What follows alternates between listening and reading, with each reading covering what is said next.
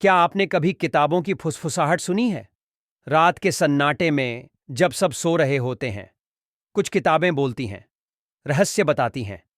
मैंने धीरे से, लगभग एक रहस्य साझा करते हुए कहा, ये कहानी है एक ऐसे लड़के की जिसने उन फुसफुसाहटों को सुना और अपनी जिंदगी बदल दी। लेकिन सावधान, इस कहानी में हर मोड़ पर एक रहस्य है और हर रहस्य आपको सोचने पर मजबूर करेगा। सुनने को तैयार हैं? मैंने फुसफुसाते हुए बताया। एक बच्चा अपनी मां की साड़ी को पकड़ते हुए फुसफुसाया, क्या सच में किताबें बोलती हैं? कविता ने तीव्र भावनाओं के साथ कहा, गांव का नाम था चांदनगर। वहां रहता था अर्जुन, एक गरीब लड़का जिसके पास न स्कूल का रास्ता था न किताबों का सहारा। उसके पिता एक मजदूर थे और मां बीमार रहती थी। लेकिन अर्जुन के मन में एक अजीब सी बेचैनी थी। उसे लगता था कि कोई उसे पुकार रहा है, कोई रहस्य उसका इंतजार कर रहा है। कविता ने बात जारी रखते हुए कहा, एक रात जब चांद छिपा था और कोहरा गांव को ढक रहा था, अर्जुन को गांव के पुराने खंडहर की ओर खींचा गया। वहां एक टूटी सीढ़ी के नीचे उसे मिला एक छिपा हुआ तहखाना, और उस तहखाने में था फुसफुसाती किताबों का पुस्तकालय। किताबें जो धूल में दबी थीं, लेकिन जिनके पन्नों से आवाजें आ रही थीं, जैसे कोई उसे बुला रहा हो। ग्रामीणों ने हैरानी से कहा, क्या यह जादू था? एक बुजुर्ग ने यह फुसफुसाते हुए कहा। कविता ने रहस्यमय मुस्कान के साथ इसका जवाब नहीं दिया। कविता ने जल्दी से कहा, जैसे ही अर्जुन ने एक किताब छुई, एक ठंडी हवा चली और एक आवाज गूंजी, केवल वही पढ़ सकता है जो सच्चाई और मेहनत की कसौटी पर खरा उतरे। अर्जुन डर गया, लेकिन उसने हिम्मत नहीं हारी। उसने किताब खोली और उसमें लिखा था, एक सवाल, वो क्या है जो अंधेरे में चमकता है, लेकिन उसे पाने के लिए मेहनत की आग चाहिए? कविता ने तीव्रता से बताया। अर्जुन ने सोचा और जवाब दिया, ज्ञान। किताब ने उसकी बात मान ली और एक पन्ना खुला जिसमें लिखा था, गांव को बचाने का रहस्य। लेकिन हर पन्ने के साथ एक नई चुनौती थी। अर्जुन को रात रात जागकर पढ़ना पड़ता, गणित की पहेलियां हल करनी पड़ती, विज्ञान के नियम समझने पड़ते। कविता ने जारी रखा, गांव वालों को शक होने लगा।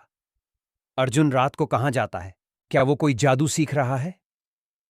कुछ ने उसका मजाक उड़ाया, कुछ ने उसे पागल कहा, लेकिन अर्जुन ने किसी की नहीं सुनी। वह जानता था कि उन फुसफुसाती किताबों में छिपा है उसकी और गांव की तकदीर। भीड़ चुप हो गई। हर कोई हर शब्द को ध्यान से सुन रहा था। एक किशोर ने फुसफुसाते हुए पूछा, क्या अर्जुन को वो रहस्य मिला? कविता ने सिहरते हुए कहा, एक रात जब अर्जुन पुस्तकालय में पढ़ रहा था, उसे एक किताब मिली जिसके पन्ने काले थे। उसमें लिखा था, सावधान अर्जुन, ज्ञान की राह में सबसे बड़ा खतरा है शक। तभी पुस्तकालय की दीवारों पर छायाएं नाचने लगीं। क्या यह उसका डर था या कोई और उसे रोकना चाहता था? कविता ने धीरे से कहा, अर्जुन को लगा कि शायद यह सब उसका वहम है। क्या किताबें सचमुच बोलती हैं? क्या वो गलत रास्ते पर है? लेकिन उसने अपने दिल की सुनी। उसने सोचा, अगर मैं रुक गया तो मेरे माता पिता की मेहनत, मेरे सपने सब बेकार चले जाएंगे। उसने किताबों को फिर से खोला और पढ़ना शुरू किया। मैंने एक पल के लिए रुककर सस्पेंस बनाए रखा। भीड़ में एक महिला ने फुसफुसाते हुए पूछा, क्या हुआ आगे? कविता ने गर्व से कहा, आखिरकार एक रात आखिरी किताब ने अपना रहस्य खोला। उसमें लिखा था कि गांव की जमीन के नीचे एक प्राचीन जलस्रोत था जो सूख गया था। अगर उसे फिर से जीवित किया जाए तो गांव की गरीबी मिट सकती थी, लेकिन इसके लिए चाहिए थी विज्ञान की समझ, गणित की गणना और हिम्मत।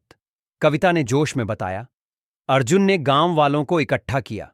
उसने उन्हें बताया कि उसने किताबों से सीखा है कैसे पानी के स्रोत को पुनर्जनन करना है। पहले तो किसी ने यकीन नहीं किया, लेकिन अर्जुन ने हार नहीं मानी। उसने बच्चों को पढ़ाया, बड़ों को समझाया और धीरे धीरे गांव ने मिलकर काम शुरू किया। कविता ने आगे कहा, महीनों की मेहनत के बाद वो जलस्रोत फिर से बहने लगा। खेत हरे भरे हो गए, गांव में खुशहाली आई। और अर्जुन, वो अब एक शिक्षक बन गया जो हर बच्चे को सिखाता है कि ज्ञान ही वो चमक है जो अंधेरे को मिटा देता है। भीड़ ने जश्न मनाया। एक बच्चे ने चिल्लाकर कहा, अर्जुन जिंदाबाद। कविता ने जुनून से कहा, लेकिन ये कहानी खत्म नहीं हुई। वो फुसफुसाती किताबें आज भी आपके इंतजार में हैं। वो आपके स्कूल की किताबों में हैं, आपके मास्टर जी की बातों में हैं, आपके सपनों में हैं। आप में से हर एक अर्जुन है। गरीबी, मुश्किलें, शक, ये सब आपको रोक सकते हैं। लेकिन अगर आपने ज्ञान की राह चुनी तो कोई ताकत आपको नहीं हरा सकती।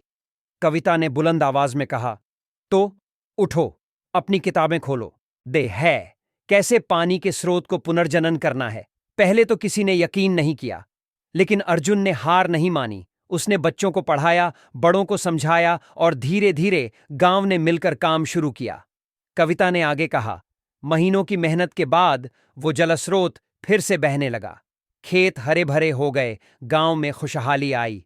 और अर्जुन, वो अब एक शिक्षक बन गया जो हर बच्चे को सिखाता है कि ज्ञान ही वो चमक है जो अंधेरे को मिटा देता है। भीड़ ने जश्न मनाया। एक बच्चे ने चिल्लाकर कहा, अर्जुन जिंदाबाद। कविता ने जुनून से कहा, लेकिन ये कहानी खत्म नहीं हुई। वो फुसफुसाती किताबें आज भी आपके इंतजार में हैं। वो आपके स्कूल की किताबों में हैं, आपके मास्टर जी की बातों में हैं, आपके सपनों में हैं। आप में से हर एक अर्जुन है। गरीबी, मुश्किलें, शक, ये सब आपको रोक सकते हैं। लेकिन अगर आपने ज्ञान की राह चुनी तो कोई ताकत आपको नहीं हरा सकती।